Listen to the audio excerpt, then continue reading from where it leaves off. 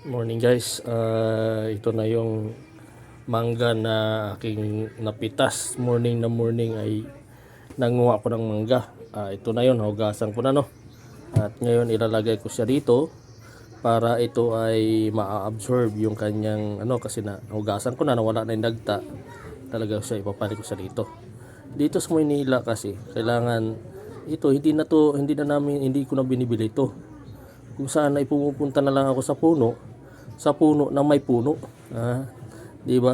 O dito sa puno na may puno. Ayun, pumipitas na lang ako sa may puno na may puno ng Indian Mingo. Yan yung Indian Mingo. Indian, mga Indian na may Mingo. Di ba? Sawi-sawi sa lahat ng mga viewers at lalo na sa mga vloggers ay aki pong binabati kayo ng maganda at good morning sa umagang ito sa lahat ng mga viewers at lalo na sa mga nagre-reels at lalo na sa nakasuporta kay Diwata. Talaga guys ay talagang suportahan natin ang ating ating sikat na si Diwata, kung saan ay talagang overload lagi ang kanyang tinda at nakakatulong sa ating mga Pilipino. At mga guys, ay tama yung ginagawa ni Diwata. Sa sobrang sikap niya ay parang Indian Mingo lang yan, di ba? Kapag namunga ay maraming bunga.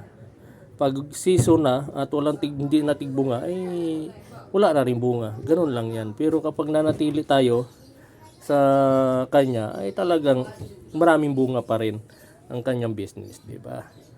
Yan yung malaki ito, malaki. Nahugasan ko na to at yan, puro ito, hinog na to. Ito, hinog to. Na nakuha ko doon sa puno. Yan, at marami pa mga doon, mga langgam, no? Totally talaga. At maraming langgam. Yan yung Indian Mingo.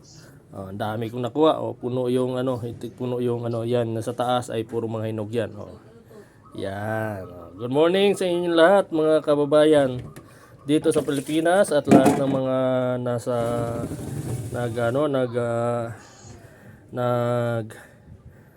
bablog. Ayan po ang Indian Mingo. Ayan po. Ito po yung lingkod. Ayan, good morning. Hi, good morning sa inyo lahat. Bye-bye.